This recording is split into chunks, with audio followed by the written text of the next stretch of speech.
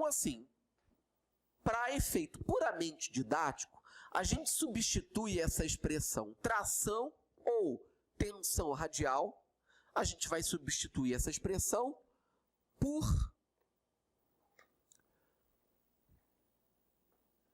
pressão pleural.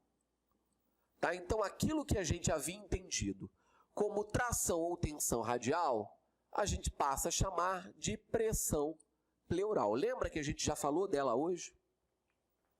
Então, esses não são os únicos, mas são os 4 principais elementos garantidores da estabilidade alveolar. Tá bom, gente? Marcelo, qual é o mais importante deles? Olha, sem dúvida, é a tensão ou tração radial. É a pressão pleural. É o mais importante, tá? É o único que, se eu removê-lo, o alvéolo se colapsa imediatamente, tá? Ah, é? É. Se eu tirar o surfactante da jogada, o alvéolo se colapsa imediatamente? Não, não mesmo. A gente tem patologias onde a quantidade de surfactante é bem reduzida, fica bastante comprometida a produção de surfactante, e, no entanto, eu não tenho um colapso imediato dos pulmões. Ah, Marcelo, mas você tem a... sim, o pulmão fica mais propenso ao colapso, mas não necessariamente se colapsará imediatamente, tá? Assim como se eu remover a PIP, se eu tirar a PIP de dentro do alvéolo, não necessariamente o alvéolo se colapsará imediatamente. Tudo bem, aquele alvéolo sem PIP ficará mais tendencioso ao colapso, mas não necessariamente se colapsará. E o mesmo vale para o nitrogênio. Marcelo, os pacientes ventilados em UTI com altas frações de oxigênio, nesses pacientes ocorrerá o colapso alveolar instantâneo? Não. Obviamente, esses pacientes estarão mais tendenciosos a desenvolver colapso alveolar, a desenvolver atelectasia, mas não necessariamente ocorrerá a atelectasia no momento em que eu colocar a FO2 em 60%. Agora, a pressão pleural não. A pressão pleural, que vocês lembram, é sempre negativa. Se eu remover essa pressão pleural negativa, aí o alvéolo se instabiliza imediatamente. E, Marcelo, como que eu removo a pressão pleural negativa? Produzindo, por exemplo, pneumotórax, que acontece com alguma frequência nas UTIs. Pneumotórax durante a punção venosa profunda, né? Na hora que o médico tenta puncionar uma subclávia ou tenta puncionar uma jugular, ele erra e fura a pleura. No momento em que ele penetra a pleura, ali deixa de existir a pressão negativa. O que acontece no pneumotórax? O pulmão imediatamente se desinsufla, se colapsa. Tá? Então, dos 4 elementos, o mais importante para garantir a estabilidade do alvéolo, sem dúvida, os 4 são importantes, mas aquele que é fundamental é a tensão ou a tração radial, que a gente passou a chamar de pressão pleural. Isso é fundamental. Sem pressão pleural negativa, o alvéolo não se mantém aberto. Ok, gente? Beleza? Ainda aproveitando aqui esse alvéolo, deixa eu aproveitar o meu alvéolo e falar de outra coisa importante, que também é muito pedido em prova. E para isso, eu vou aproveitar o alvéolo, mas vou desenhar aqui já o meu capilar. Então, aqui eu tenho um capilar sanguíneo. Tenho um capilar sanguíneo, claro, cheio de sangue. Cheio de sangue e com glóbulos vermelhos, eritrócitos dentro, tá?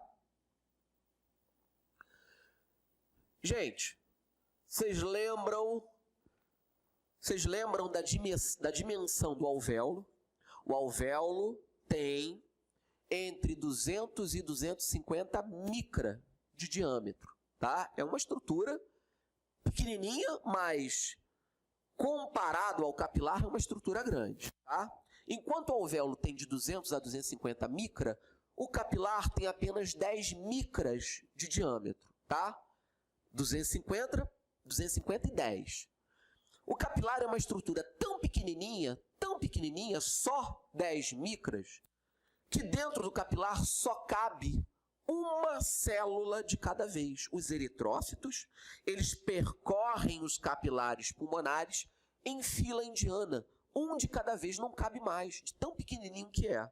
Tá? E nesse percorrer o capilar é que ocorrem nessa região aqui as trocas gasosas. Tá?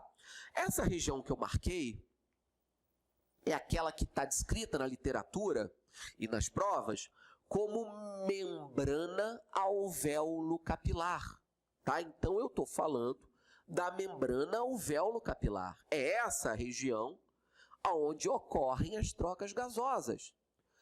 Professor Marcelo, as trocas gasosas não ocorrem em toda a superfície do alvéolo? Não. O que os livros dizem? Nem toda a superfície alveolar está disponível para realizar trocas gasosas. Tá? Então, as trocas gasosas, elas só ocorrem na membrana alvéolo capilar. Ok? Também, 4 elementos principais regulam essa troca gasosa. Que troca gasosa? Ora bolas! É o oxigênio de dentro do alvéolo passando para a hemácia, porque ela precisa pegar o oxigênio e levar para os tecidos, levar para as células. E o gás carbônico que ela contém, sendo liberado aqui para os alvéolos, para que esse gás carbônico daqui de dentro dos alvéolos saia para o meio externo. Tá? Então, o fato do eritrócito, da hemácia, captar o oxigênio e devolver ao alvéolo o CO2, a isso a gente chama de difusão gasosa. E são 4 os fatores, pelo menos os principais fatores, que regulam a difusão gasosa. Vamos dar uma olhada nesses fatores? Bom,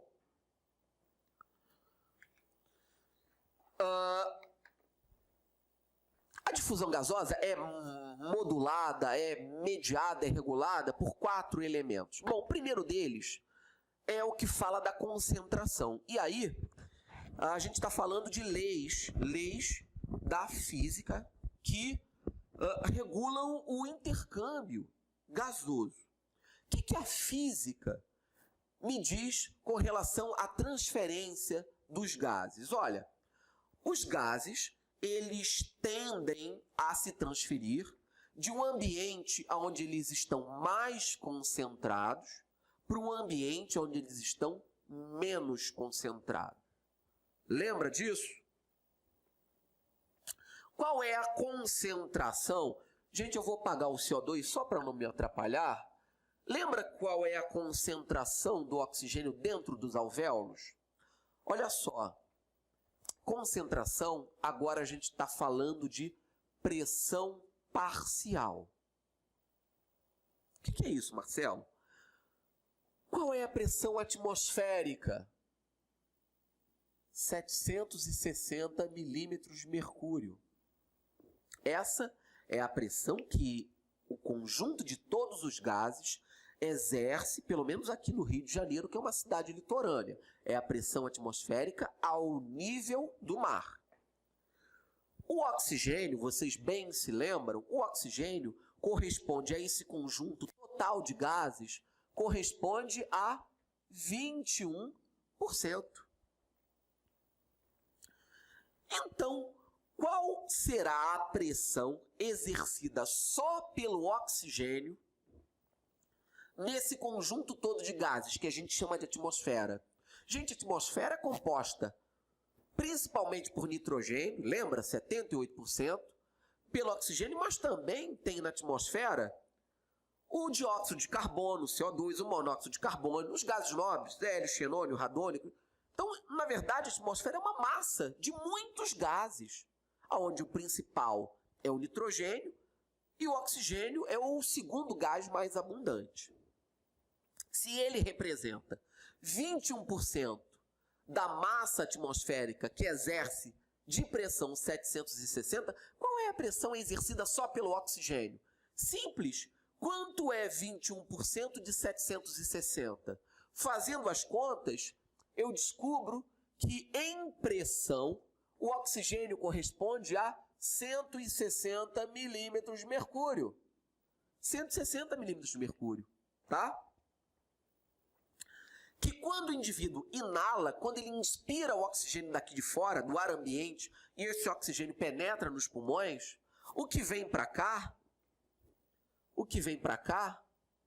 é 160 milímetros de mercúrio. Tá? Então eu posso dizer que a pressão exercida pelo oxigênio dentro dos alvéolos é de aproximadamente 160 milímetros de mercúrio? Ainda não. Sabe por quê? Porque eu tenho que diminuir desses 160 a pressão do vapor d'água que também está aqui dentro. Então o vapor d'água exerce dentro dos alvéolos algo em torno de 47 milímetros de mercúrio. Tá? E eu tenho que diminuir a pressão total da pressão do vapor d'água. Essa conta dá 113. Agora sim, agora eu posso dizer que a pressão que o oxigênio exerce dentro dos alvéolos fica em torno de 113 milímetros de mercúrio. Tá bom, gente? A hemácia que chega nesse capilar para realizar as trocas gasosas, ela vem do sangue venoso. O sangue que penetra aqui é sangue venoso. Essa hemácia, ela chega pobre em oxigênio, porque ela já passou pelos tecidos e já deixou nos tecidos boa parte do oxigênio que ela trazia, que ela conduzia, que ela levava.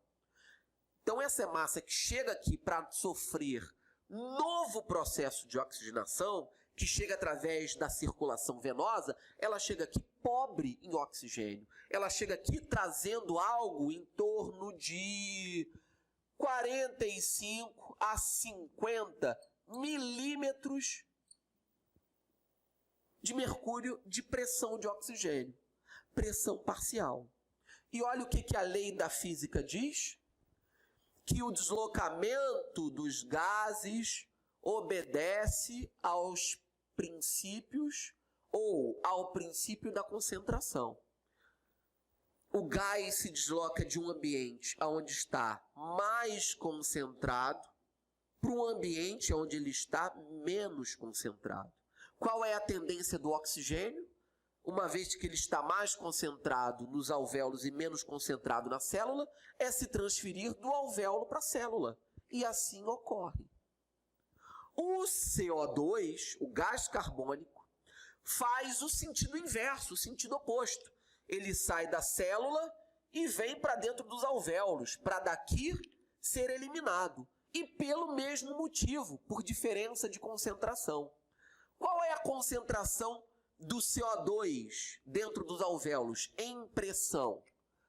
Olha, em pressão parcial, o CO2 dentro dos alvéolos, vou botar aqui CO2, dentro dos alvéolos, ele representa mais ou menos 28 milímetros de mercúrio de pressão, mmHg, né? Milímetros de mercúrio.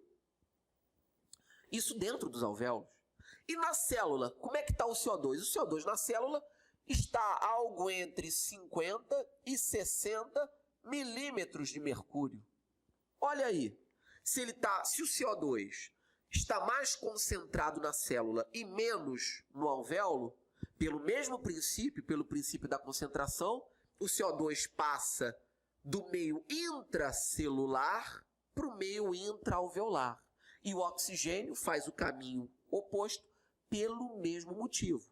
Ele sai de um ambiente de maior concentração, que é um ambiente intraalveolar, e vai para dentro da célula, para um ambiente de menor concentração. E essa célula, que chegou aqui na zona de troca com muito CO2 e pouco oxigênio, finalmente sai daqui carregada de oxigênio e com menos CO2. Por quê? deixou dentro do alvéolo boa parte do CO2 que ela trazia consigo e capturou, pegou do alvéolo boa parte do oxigênio que lá estava contido.